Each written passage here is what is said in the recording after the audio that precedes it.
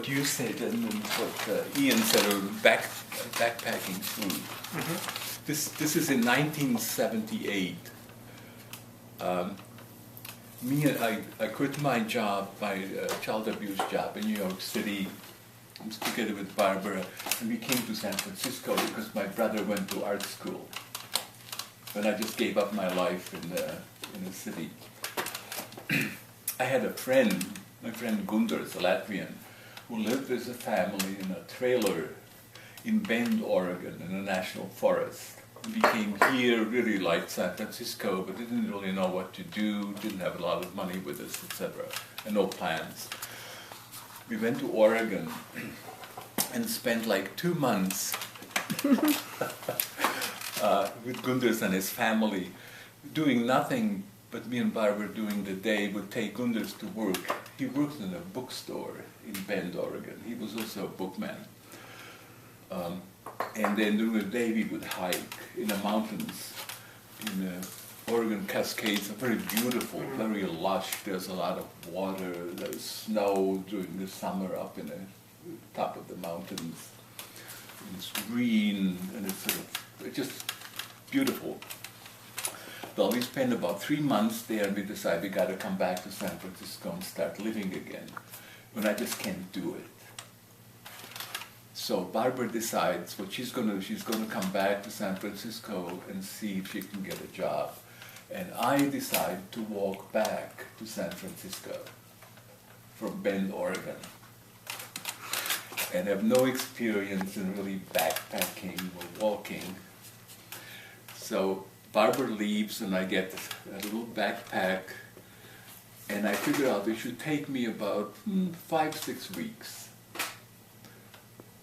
And so when I think, well, how much food do I need? So I buy some little sardine cans, pancake mix, and all other stuff. But in those days you didn't have backpacking food, it was like freeze-dried stuff that you put in water. So I have a backpack, a little tent, and the food, and my backpack weighs 130 pounds. And I, at that point, because I was really in great shape, I weigh about 160. And I put this back on like this. So one morning, this is July 1970, and my friends take me somewhere just north of Crater Lake. I don't know if you've been to Oregon, and drop me off and drive off. And here I am at night. And what I had imagined that the trip back to San Francisco would be like walking in the Oregon Cascades. There'd be waterfalls, there would be greenery, and there would be mountains with snow on top of them. It would be just this big, long walk.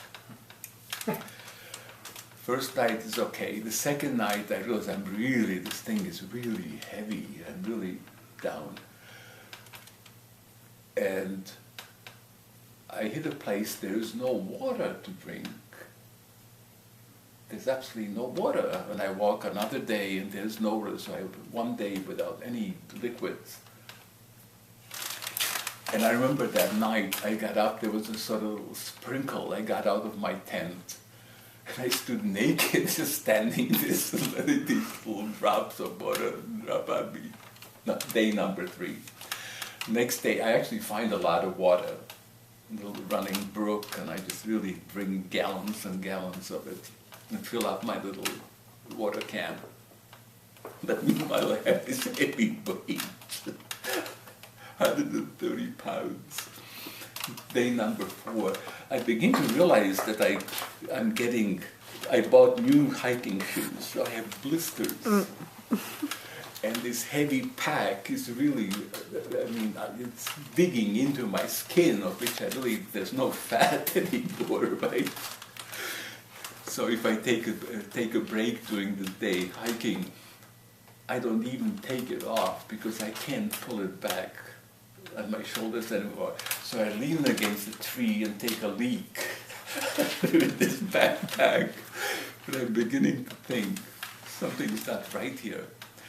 Well, the geography gets worse and worse. It's the driest year in the West.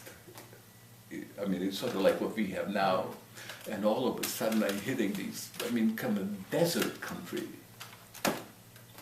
And I start, at nights I just have like nightmares. I can't sleep. There's with a little water I start drinking from black ditches that I wouldn't even go close to. I mean, and I start discarding my food. My pancake mix is the first thing that goes. I just let that. And I eat 1 can of sardines a day, and that's pretty much all that I eat.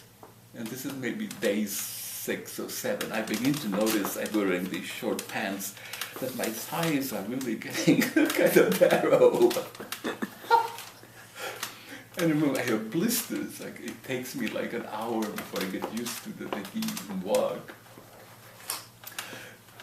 And in those days, I had no map. I had a street map of...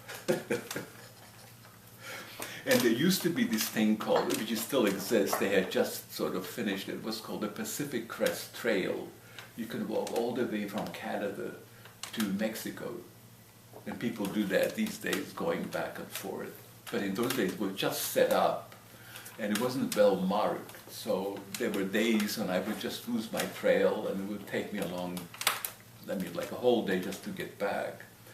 But the weather is getting hot. It's like probably over 100 degrees. This is like sort of around Ashland. Mm. And I'm beginning to sort of hallucinate because I don't see anybody, there are no human beings, when I'm just eating my little sardine, 1 can of sardines a day. And it really, I mean, by the reason I remember, I used to keep this, I still have it, a little notebook where I wrote, and I kept writing, remember, Latvian, I think, remember how hard this was, because usually you forget. When I knew when this wasn't even the worst part. So I think day 9, day 10, I realized I'm not gonna die. Because all I have is sardine cans, and there's really no water. In other words, I drink maybe a pint of water a day because I find something like a ditch or somewhere, no springs.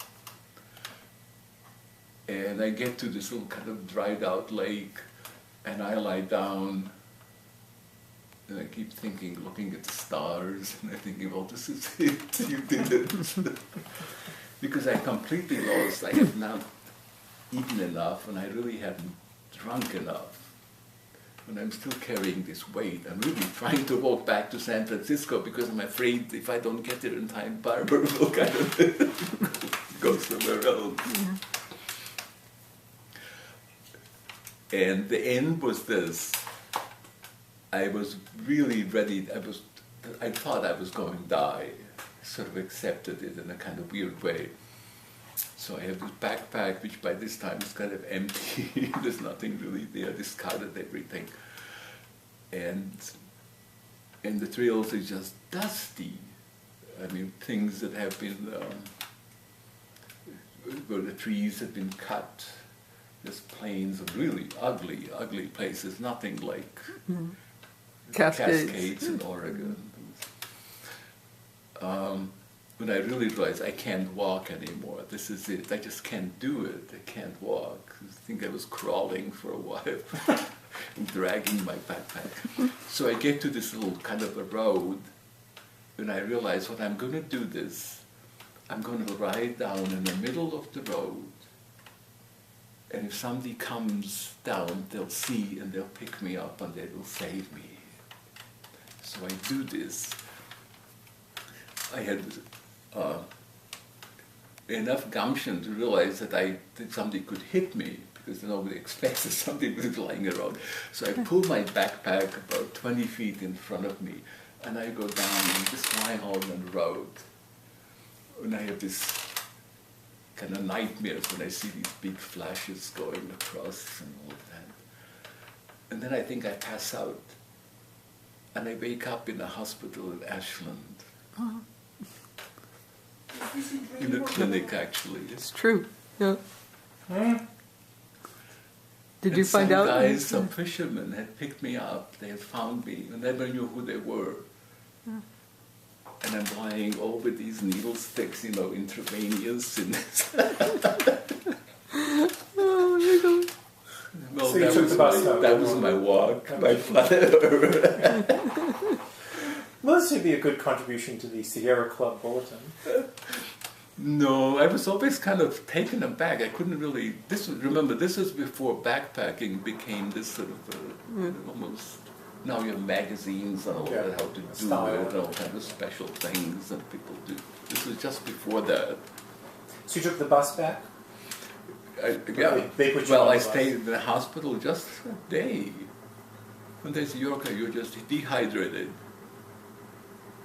And I remember, I got my tickets to come back to San Francisco. In those days, Greyhound ran more often than these days. And then I went into a bar and I drank 7 bottles of beer in about 30 minutes. That's a good way to hydrate. One after the other. I still remember it was, what was it?